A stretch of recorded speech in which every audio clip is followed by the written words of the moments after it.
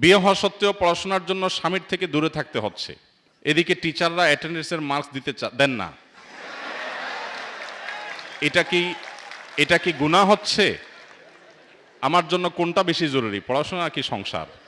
আমাদের এ বোন উভয় সমস্যায় পড়েছেন। আল্লাহ তাআলা তাকে তার সমস্যা থেকে উত্তরণের পথ দেখিয়ে দিন। স্বামীর কাছে থাকতে গেলে, সংসার করতে গেলে টিচার অ্যাটেন্ডেন্স দিচ্ছেন না, আবার টিচারের কাছে অ্যাটেন্ডেন্স পেতে গেলে স্বামী অ্যাটেন্ডেন্স দিচ্ছেন না। জটিল সমস্যা। দেখুন,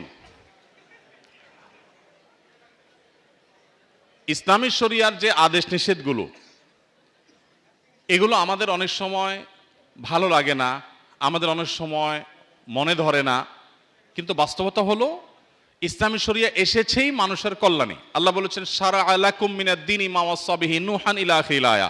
আল্লাহ যে শরীয়ত দিয়েছেন এটা লাকুম, মুফাসসিররা বলেছেন লাকুম আই লিইনতিফাইকুম, তোমাদের উপকারের জন্যই আল্লাহ শরীয়ত দিয়েছেন। অতএব শরীয়তের কোনো বিধান আমার বুঝে না আসলেও বুঝতে হবে যে এটা তিতা ঔষধের মতো, আমার জন্য কল্যাণকর।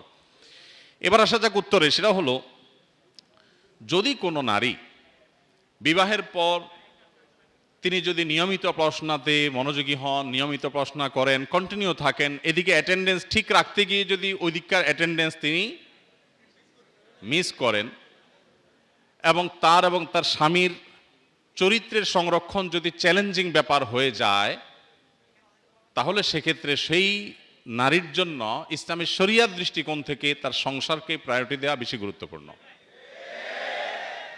একটা অপ্রিয় মাসআলা দিয়েছি আমি, অপ্রিয় মাসআলা, অজনপ্রিয় মাসআলা, কিন্তু শরীয়তের নির্দেশ না এটা। আমার জন্য উচ্চতর জ্ঞান অর্জন করাকে শরীয়ত ফরজ না করলেও বিবাহ হয়ে গেলে আমার সাংসারিক জীবন যাতে ক্ষতিগ্রস্ত না হয় সেটা আমার জন্য কিন্তু ফরজ। এই যে প্রায়োরিটি, এটা বুঝতে পারাটা গুরুত্বপূর্ণ। কিন্তু এর মানে কিন্তু এটা না যে আমি বলছি যে একজন নারী তিনি ইসলামী জ্ঞান অর্জন করবে না বা জাগতিক জ্ঞান অর্জন করবে না, আমি সেটা বলছি না। আমি বলছি আপনি যখন দুই নৌকা পা দিয়ে দিয়েছেন, আপনাকে যে কোনো একটা নির্বাচন যদি করতে হয় তাহলে অবশ্যই আপনি সংসারের নৌকা ছেড়ে অন্য নৌকা আপনি উঠতে পারেন না। এটা হলো যদি আপনি দুই নৌকার কোনো একটা আপনাকে বাছাই করতে হয়। তবে এই পরিস্থিতি খুব রেয়ার কেস, খুব অল্প ক্ষেত্রেই হবে। বেশিরভাগ ক্ষেত্রেই সমন্বয় সাধন করা সম্ভব। আপনি সমন্বয় সাধন করার জন্য আপ্রাণ চেষ্টা করলে সেটা অসম্ভব নয়। যদি সমন্বয় সাধন করতে পারেন সেটা সবচেয়ে উত্তম। যে আপনি যদি পর্দা প্রশিদের সাথে আপনার জ্ঞান অর্জনকেও ঠিক রাখলেন, সংসারকেও ঠিক রাখতে পারলেন, তাহলে সেটা হবে সবচেয়ে উত্তম। এবং সেটা চেষ্টা করলে খুব বেশি কঠিন কোনো বিষয় নয়, ব্যালেন্স করা অনেকখানি সম্ভব হতে পারে। এরপরে প্রশ্ন হলো, আমি সদ্য বিবাহিত, আমি আলহামদুলিল্লাহ রাগী বা জেদি নই, সবসময় সবর করার চেষ্টা করি, কিন্তু আমার স্বামী জেদি ও রাগী হওয়ার কারণে আমাদের মধ্যে সমস্যা লেগেই থাকে, কথা বন্ধ হয়ে যায়, আবার তার কিছু ব্যবহারে কষ্ট পেলেও সবর করা কষ্ট হয়ে যায়। এক্ষেত্রে করণীয় কি?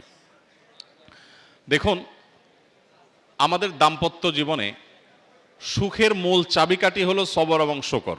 দাম্পত্য জীবনে সুখের মূল চাবিকাঠি কি? সবর এবং ধৈর্য এবং কৃতজ্ঞতা। এই দুটি গুণ যদি না থাকে দুজনের কোনো একজনের মধ্যে, তাহলে দাম্পত্য জীবনের সুখ শান্তি পাওয়া অলমোস্ট অসম্ভবের মতো, কঠিন একটি বিষয়। নবী করিম সাল্লাল্লাহু আলাইহি সাল্লামের দাম্পত্য জীবনে এমন অনেক ঘটনা ঘটেছে যে ঘটনাগুলোর কারণে মন খারাপ হওয়ার কথা ছিল। মন খারাপ হয়তো হয়েছেও কোনো কোনো ক্ষেত্রে, কিন্তু সেটা খুবই সাময়িক ছিল। দাম্পত্য জীবনের স্বামী স্ত্রী একসাথে চলতে গেলে নিজেদের মধ্যে বোঝাপড়ার গরমিল হওয়া, একটু মন খারাপ হওয়া, এগুলো খুবই স্বাভাবিক একটি বিষয়। দুজন মানুষ বিভিন্ন বিষয়ে ভিন্ন মত তৈরি হবে, ভিন্ন দৃষ্টিকোণ থাকবে। এই বিষয়গুলোতে ধৈর্যের কোনো বিকল্প নেই। বিশেষ করে মেয়েদেরকে আমরা বলতে চাই, মেয়েরা তাদের সাংসারিক জীবনের শুরুতে তাদেরকে বেশি একটু স্ট্রাগল করতে হয়। আমাদের সামাজিক প্রেক্ষাপটে নারীদের প্রতি নানা বৈষম্য, তাদেরকে কোণঠাসা করে রাখার চেষ্টা, নানা কুসংস্কার, এগুলোর কারণে মেয়েদের উপরে অনেক বেশি কষ্টকর হয় তাদের সাংসারিক জীবনের শুরুর সময়টা পার করা। কিন্তু আমি বলি সব সময়, সাংসারিক জীবনের শুরুতে আমাদের সামাজিক বাস্তবতায় পুরুষ শুরুতে একটু বেটাগিরি দেখাইলেও সাংসারিক জীবনের শেষে এসে কিন্তু পুরুষ পুরাটাই বিড়ালের মতো থাকে। কিভাবে? প্রথম বিয়ের পর যেহেতু একজন নারী, তিনি বাবার বাড়ির ছেলে, স্বামীর সংসারে আসেন, সেখানে স্বামীর বাবা, স্বামীর ভাই, স্বামীর বোন, স্বামী সব তার, আর উনি একা আরেক ঘরের, আরেকটা ফ্যামিলির। খুব স্বাভাবিকভাবেই এতগুলো পরকে আপন করা চ্যালেঞ্জিং একটা কাজ হয়, খুব কষ্টকর হয়। অনেক মেয়েরা এটা ধৈর্য ধারণ করতে পারেন না। আর ওই যে এক শ্রেণীর মানুষ আছে যারা আমাদের ধার্মিকদেরকে, আমাদের মুসলিম বোনদেরকে খোঁচাখুচি করে বলে, আরে কি জন্য এই সমস্ত স্ট্রাগল করবা, বের হয়ে আসো, দেখো জগৎটারে কত সুন্দর। এরা উস্কে দেওয়ার পরের ইতিহাসটা আর জানার চেষ্টা করে না। এই ভদ্রমহিলা তার কথা শুনে যারা বেরিয়ে আসে, তাদের পরবর্তী পরিণতি তারা আর জানেও না, জানার চেষ্টাও করে না। এর বিপরীতে যারা কষ্ট করে টিকে থাকে, যারা কষ্ট করে ধৈর্য ধারণ করে, সবর করে, নদীর কিনারাতে যে বড় বড় ঢেউ, এটা দেখে ভেতরে ঢুকতে যারা ভয় পায় না, সাহস করে এগিয়ে যায়, একটা পর্যায়ে তাদের এই কষ্টটা থাকে না। কখন কষ্টটা থাকে না? একজন মেয়ে যখন স্বামীর সংসারে যাওয়ার পর প্রথম প্রথম কষ্ট হয়, একটা বাচ্চা হয়, আল্লাহ দেয়, দুইটা বাচ্চা হয়, সংসারে আস্তে আস্তে বাচ্চারা বড় হতে থাকে। এক একটা বাচ্চা বড় হওয়া মানে তার এক একটা বাহিনী দাঁড়ায় যাওয়া। এই ছেলে মেয়েগুলো যখন বড় হয়ে যায়, ডানে দেখে ছেলে দাঁড়ায় আছে, বামে মেয়ে দাঁড়ায় আছে, কদিন পরে ছেলের ঘরের ছেলে, এরপরে মেয়ের ঘরের মেয়ে, এগুলো যত বাড়তে থাকে, এই সবগুলোকে দিন শেষে মায়ের বাহিনী হিসাবে কাজ করে। বাবা বেচারা তখন সোফার এক কোণায় চুপচাপ বসে থাকে। সারা জীবন যত উসফুস করেছে সব শেষ। এখন ভদ্রলোক, পৃথিবীর সবচাইতে ভদ্র মানুষ হিসেবে সোফার এক কোণায় বসে থেকে বিনম্র আচরণ করে তিনি নিজেকে উপস্থাপন করেন। আর ভদ্র মহিলা যত বৃদ্ধ হতে থাকে, যত বয়স বাড়তে থাকে, তার সৈন্য সামন্ত লোকবল, তার বাহিনী ডানে বামে এমনভাবে তার বাড়তে থাকে।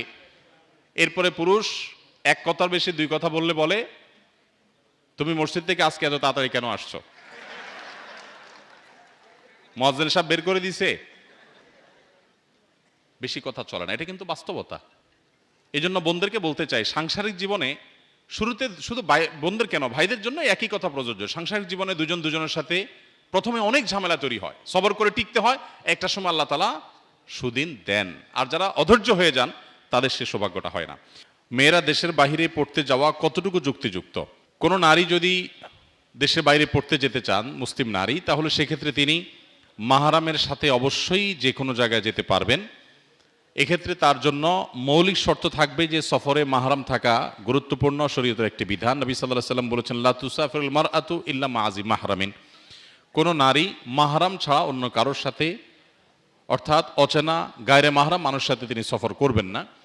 যদিও এক্ষেত্রে কোনো কোনো উলামা একরামের ভিন্নমত রয়েছে, যদি মহিলাদের সাথে অন্যান্য মহিলাদের দলের মধ্যে সংযুক্ত হয়ে থাকেন, যে তাদের মাহরাম আছে, যে তার সেফটি, নিরাপত্তা, এগুলোর কোনো শঙ্কা থাকবে না, তো কোনো কোনো উলামা একরাম ক্ষেত্র বিশেষে নিরুপায় হলে তখন জায়েজ বলেন। বাট সাধারণ অবস্থায় মাহরাম সহই সফর করার বিষয়টি গুরুত্বপূর্ণ। মাহরাম দিয়ে আসলেন, নিয়ে আসলেন, এটুকু হলেই হবে। আর যেখানে থাকবেন সেখানে ফিতনা মুক্ত, তার কোনো প্রকার ঈমান, আমল, চরিত্র এগুলো সংকটে পড়ার শঙ্কা নেই বা জোরালো সম্ভাবনা নেই, এরকম হলে সেখানে তিনি অবশ্যই জ্ঞান অর্জন করতে বাহিরে যেতে পারবেন।